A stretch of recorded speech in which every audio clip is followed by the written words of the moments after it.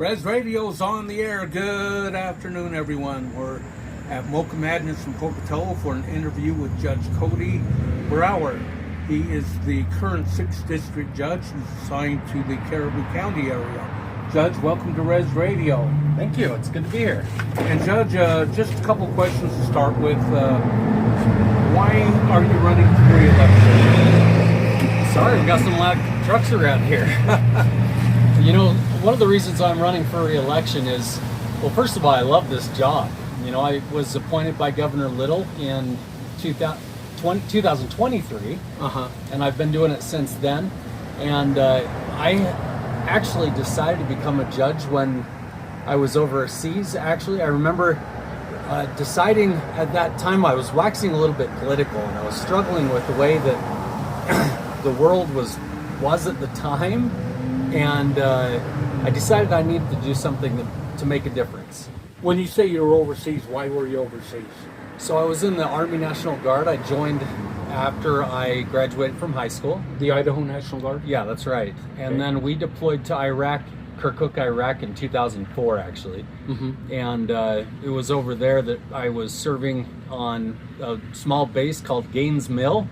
It was actually the old palace, or one of the old palaces of Chemical Ali, which was kind of interesting. And you know, it was kind of torn apart then by the Iraqis, but one of the things that was there actually that had an impact on me is there was a room that there was a device on it in the ceiling, and we were told that they left it up there to kind of remind us of why we were there. It was a device that Chemical Ali would use when they were having parties and such, and if people tried to sneak in there to see if the device was up, because he'd hang people from that and kill them. And he'd killed over 10,000 Kurds in the area, and it was a great opportunity to see the value of the U.S. Constitution and the protections we have here, and just in America, and contrast that to the pains and suffering that the Iraqi people went through because they didn't have a government to protect them. Okay, so how long were you in the National Guard? I was in the National Guard for 8 years. Okay, and were you enlisted or officer? I was enlisted. Okay, so what rank did you get up to? So I got up to E4, so specialist. And what was your MOS? What did you do in the Army? I was a 13 Echo, so I was fire direction for the howitzers. So we were actually the ones that calculated all of the math that went into firing those big guns. They could fire up to 30 kilometers, and we could hit something within 6 feet.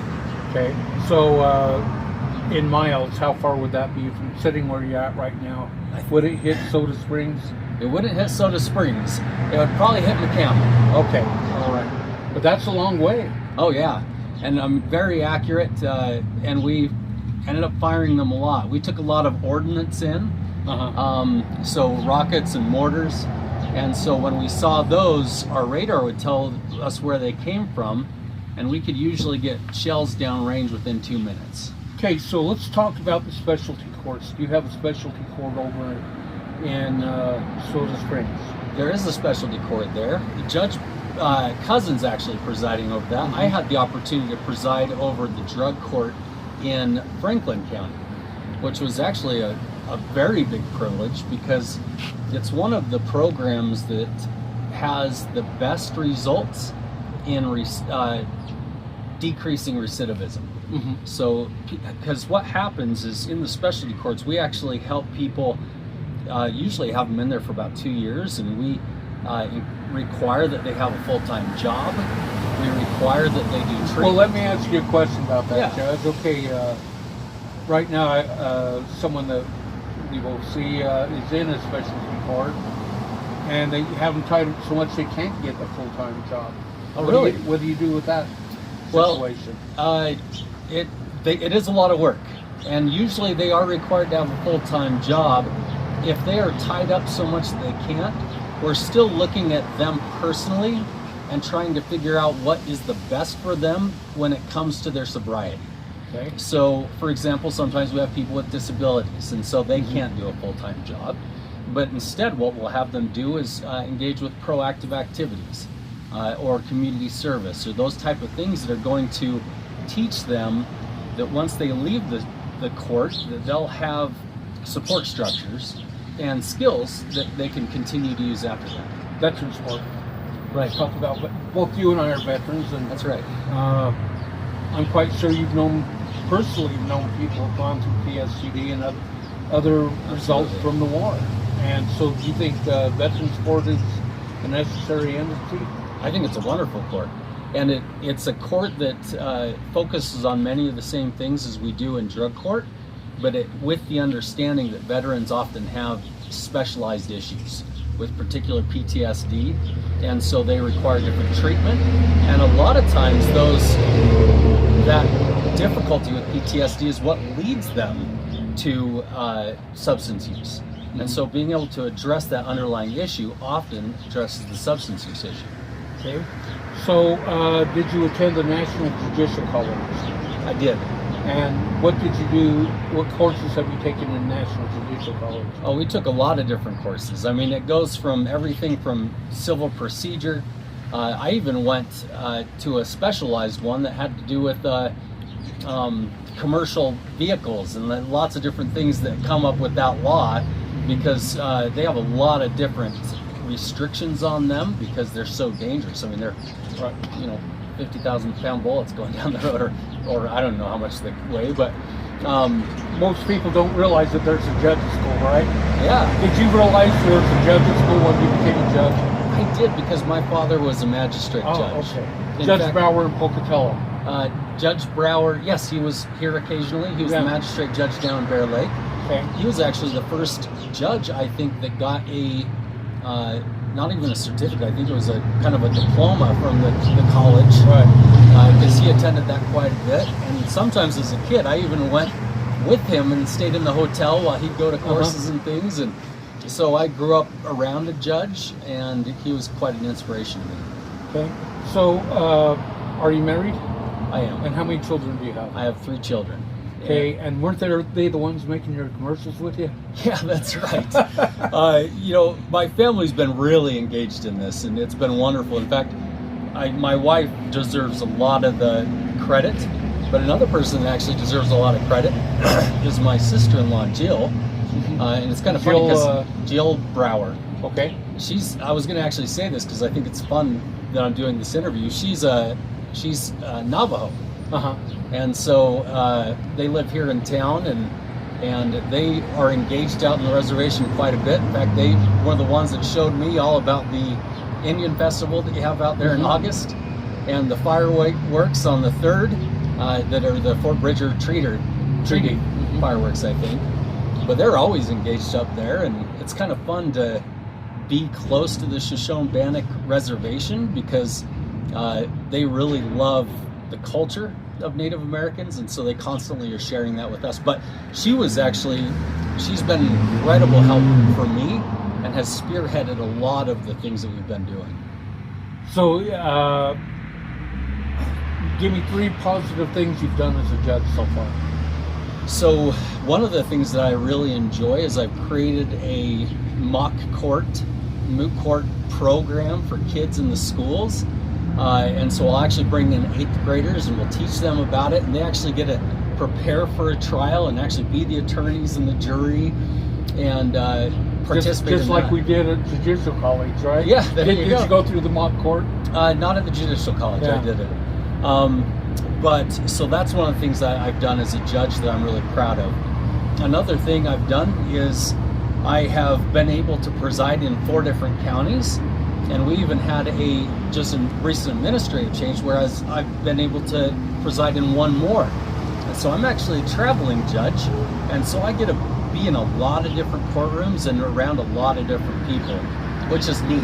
And then the 3rd thing is I have had a lot of people in my drug court come up and tell me that I've done something different than any other judge does. And I actually engage with them a lot in the activities that they do. So sometimes they'll hold potluck dinners or campouts and stuff. Now I can't camp out with them, but I'll come and we'll play games. And it's nice to be able to sit down with people and get to know them on a face-to-face basis, because when I'm up on the bench, I can't know people like in the same way. Right. And so I really believe that I've done a good job at actually engaging with the people that come before me. I got to, they have their group activities here in Pocatello too, and 2 months ago I was there calling their bingo for them. Oh, really? That's awesome. So that was fun. I'm getting to know that group of people pretty good. So yeah, you know what? We have really good people that just get caught up in drugs and other substances. Right. And Drug court's just not for drugs; it's for alcohol. That's too. right. That's right. So, anything else you'd like to add today, Judge? Well, the thing that I'd really add is tomorrow is the election date. Not a lot of people come out for the primaries, and this election is decided tomorrow. So we don't go to the general election because it's whoever gets 50% wins. And the last judicial election that we had, I think 9,000 people came out for it in the whole 6th district. Wow. So that's Bannock, that's Chubbuck, and all the other 5 counties. So aren't we about 100,000 people? Yeah, or more. And so very few people come out and vote. Your vote will actually have a much bigger impact in this election if you come out and vote. And this is where you decide who your district court judge is. And district court judges have a huge impact on people's lives. And so it would be, well, it's really important to come out and vote. Remind people of what a district judge does. So a district judge is actually, I preside over 6 counties. So Franklin, Caribou, Oneida, Bear Lake, and Bannock. And we are the high courts. So we actually preside over felony cases, the high-level criminal cases, as well as high-level civil cases. Then you have magistrate courts, which my opponent is a magistrate judge, I'm a district judge, and they deal with the lower level civil cases, so anything under $10,000, and with misdemeanor crimes, which is things that you don't go to prison for, you go to the county jail for. And so those are the 2 main differences between a district judge and a magistrate judge. And gosh, I really love what I do. All right, is there anything else you'd like to add, Judge? Just vote for me. I am from Southeast Idaho. This is where I grew up. This area means a lot to me. I am dedicated to making sure people feel respected and treated fairly in the courtroom. They're usually there on the hardest days of their lives. And so it's important for me that they feel like they were heard, and that I don't come in with my own personal objectives, that I come in having not made a decision, so that I pay attention to all of the facts before rendering a decision. And I want people to understand that I'm committed to this job. So please vote for Cody Brower tomorrow. Make sure you come out. Riz Radio's out.